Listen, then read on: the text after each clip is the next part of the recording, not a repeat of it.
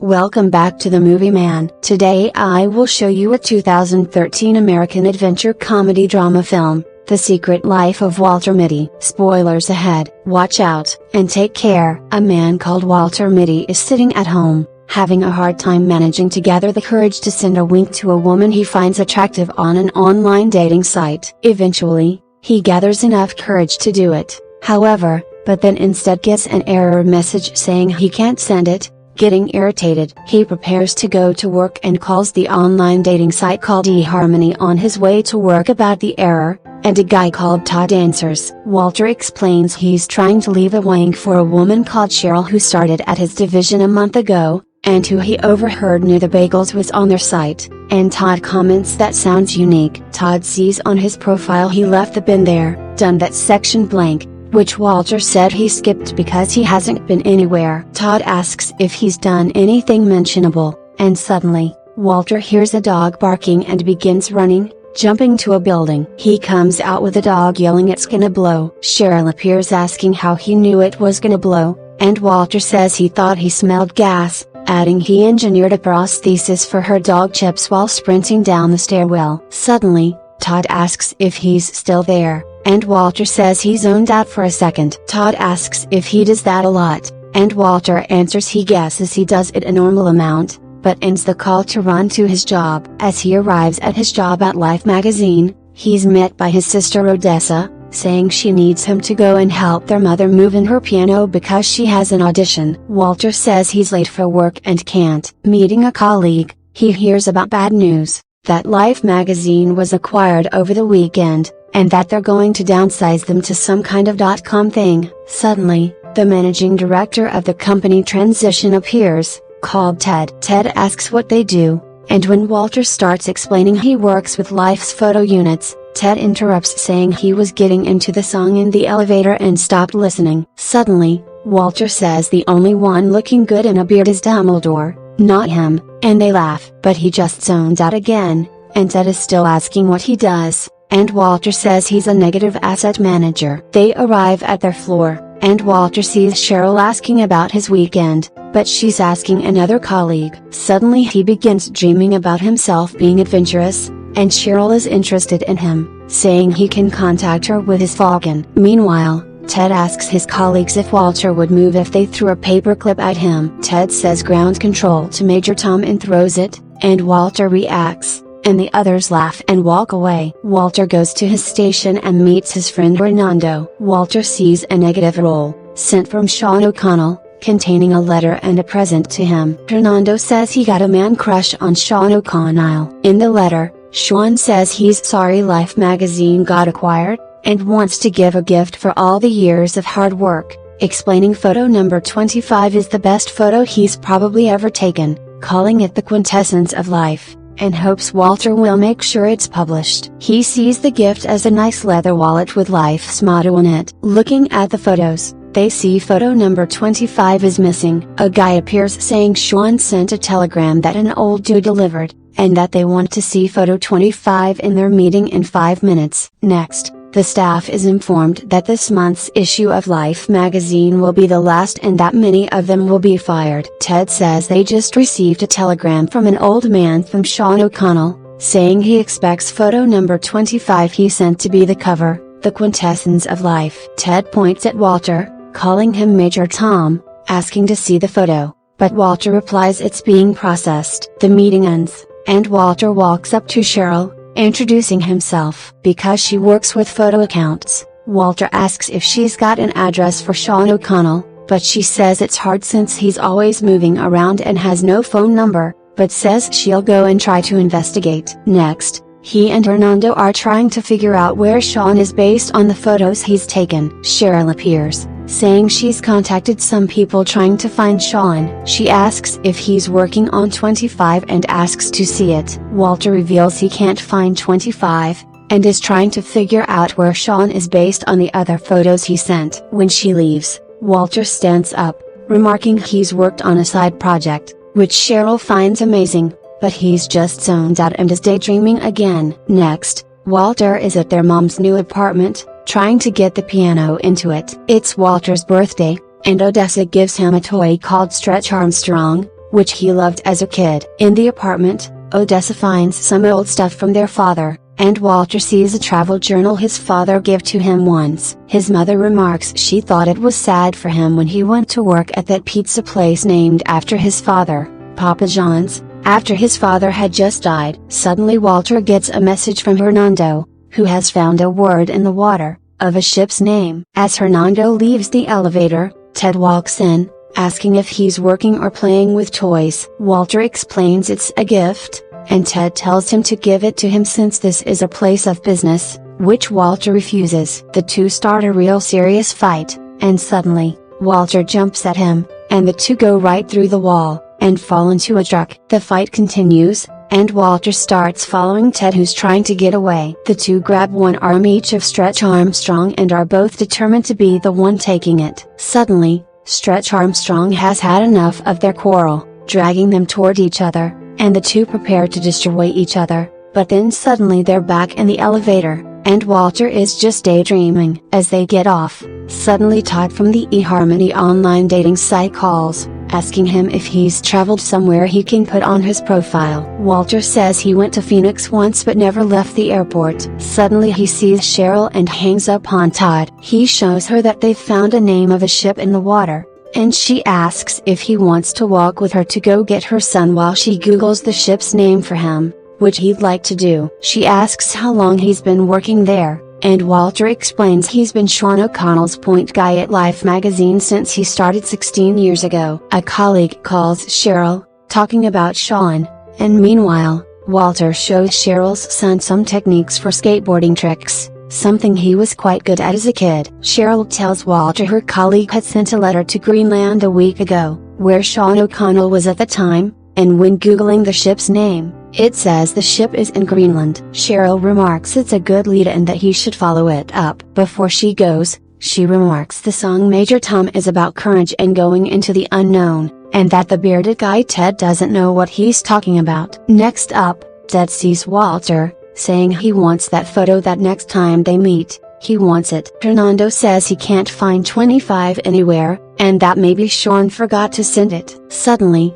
Walter sees Sean O'Connell in a photo calling for him, and he starts running out. Hernando calls on him but gets no answer. Next, Walter is leaving the country, and going to Greenland. A day later, he arrives in Nuuk in Greenland, with an almost empty airplane. When he goes to rent a car, he chooses the red one. Walter then drives to the coast and walks into a local bar, where he asks if they receive mail here, and the bar owner explains they helicopter mail to the ships when they pass by. Suddenly, a drunk man comes up to Walter and asks him to sing a song, but since Walter doesn't want to sing, they begin an intensive fight. Suddenly, Walter yells at him to stop, saying he recognizes his thumb. Next, the man says he flew Sean O'Connell out to a ship last Tuesday, and Walter is blown away when he located his thumb. The man remarks there are like 8 people in Greenland, and is a good place to locate a thumb. Suddenly, he says he's flying radio parts out to the ship, and that Sean may still be on board. Walter remarks there's a storm moving in, and the drunk man says it is, that he's nervous about that storm, which is why he wanted to get a couple of beers down. Walter says he won't go with him, and the drunk pilot walks out to start the helicopter. Suddenly Cheryl comes out with a guitar, saying this one is for Walter Mitty, who knows why, and starts singing the song Space Oddity by David Bowie. Walter walks out, getting motivated to find adventure, and then suddenly starts running to the helicopter, and jumps in. Next, they take off, leaving the small town to go and find the ship. The pilot says he's glad he came. Sometime later, they reach the ship. Walter asks where they'll land, and the man says they won't, making him confused. The pilot says he was going to drop the radio parts into the boat, but asks him to take them and then jump into the boat. Like and subscribe may look simple for you, but for us, it's very valuable. Please like, subscribe, and press the bell icon for the latest notifications. Thank you for your support. Walter asks what he means by jumping into the boat, and gets the reply he's got to go now, and the pilot says go go go. As Walter jumps, the pilot yells no, that he meant to jump into the little boat, not the big one. A man yells to him to keep calm, that he's got at least a minute before he freezes. Suddenly a fin appears, and the people on the boat say it's a porpoise, which will protect him from the sharks. Walter says okay, but then suddenly they see it's not a porpoise, and Walter has to fight the shark. Eventually, he's rescued. On the ship, Walter is told a pilot boat came and took Sean 4 hours ago to go to Iceland. A crew member helps him get dry clothes and then shares a kick-ass cake. Walter suddenly remarks it's clementine cake, which her mother makes, and which he loves, and the crew member says Sean brought it with him. On the paper wrapper, Walter sees notes for a field itinerary for photography, and the crew member explains Sean said he was going to a volcano in Iceland tomorrow. Walter asks if there's any possibility they could land in Iceland, and is told they have to, because he lost their new radio in the ocean, and Walter says he's sorry. Next, they're arriving at Iceland, but are told he's got to hurry and take the only bike left because some horny chillings want to go to the strip club, and Walter begins running. He takes the bike, and next, he's biking across Iceland to get to the volcano. Suddenly he gets a call from Todd from eHarmony, who says he just got up in Los Angeles and thought of him, telling Walter he updated the dating profile that he went to Phoenix once but asks if there isn't a. Walter then explains he just went to Greenland, where he jumped out of a helicopter into the ocean, and had a shark fight. Todd gets excited and asks questions, but Walter says he doesn't have time to talk since he's on his way to a volcano. And Todd replies, "What the?" He then sees birds, forming Cheryl's face,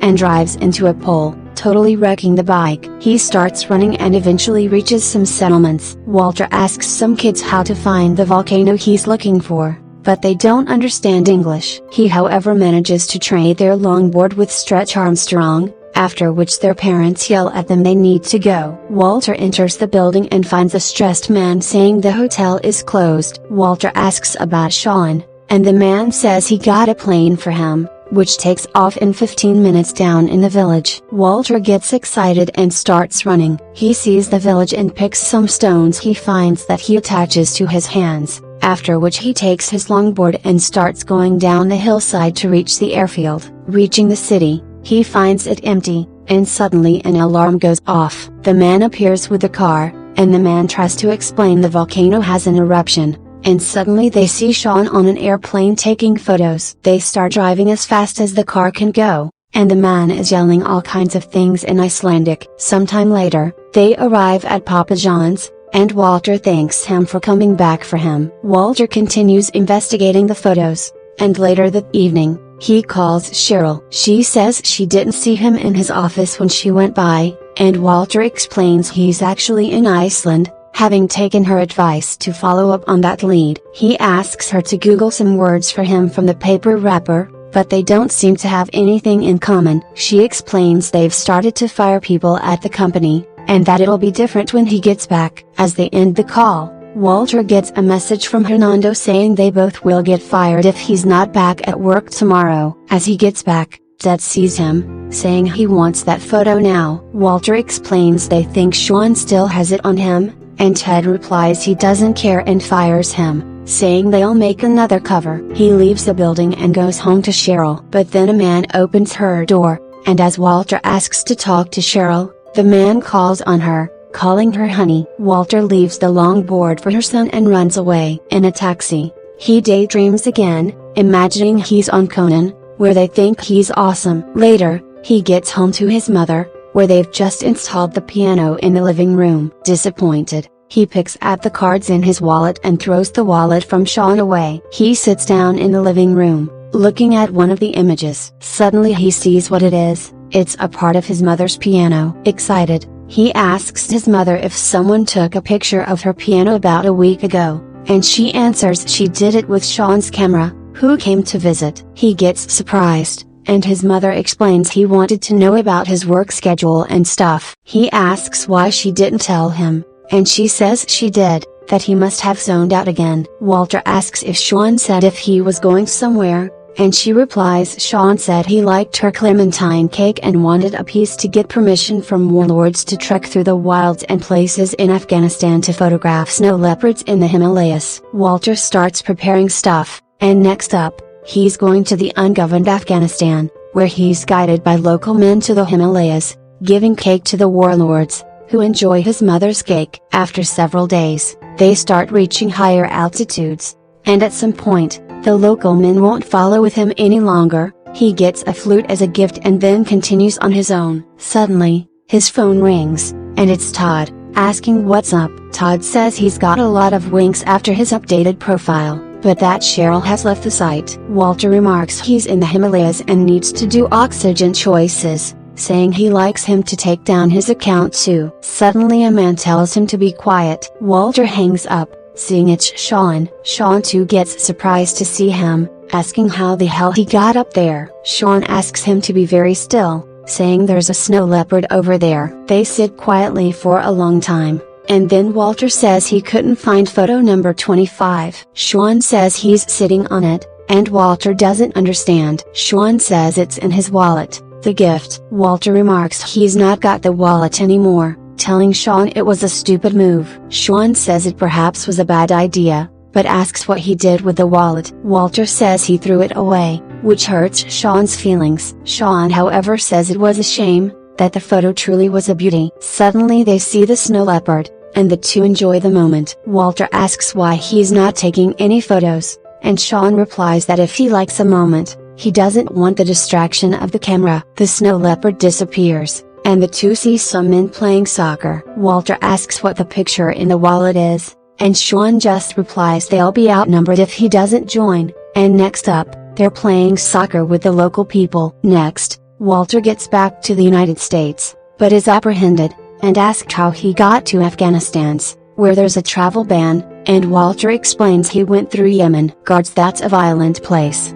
and Walter remarks he's got his methods. They ask if there's anyone who can verify that he is Walter Mitty here in Los Angeles, and he gets an idea. Next, he meets Todd from eHarmony, and the two sit down and talk about his recent adventures. Todd remarks he's not how he pictured him, saying now when he sees him, it's like he's met Indiana Jones. Next, Walter says he's sorry, that it was his responsibility they would keep the piano, which their father gave to her at their wedding, but his mother says it's not his fault, that they're all grown-ups here. She remarks he should put the check in his wallet, taking it out, saying she found it in the trash. Walter gets surprised and happy. Outside, he picks at photo number 25. He goes back to the Life building, which is pretty much empty, and walks into a meeting room. Ted says he's not welcome, and Walter tells them this is the picture Sean wanted on the last cover of Life magazine, the quintessence of life, that they have 2 days to cover. Before leaving,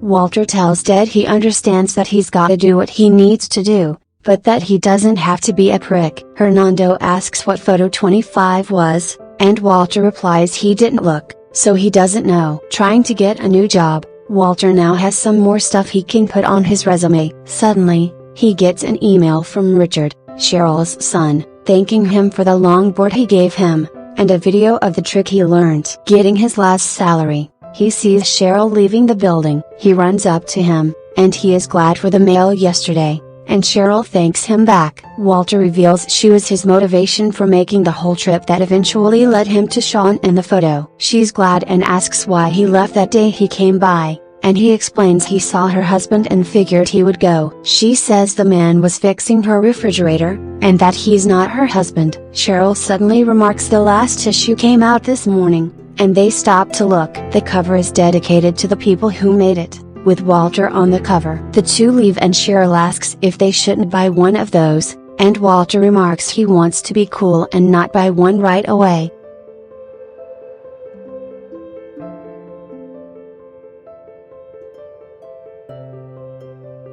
That was all of the video. I hope you enjoyed it. Thanks for watching.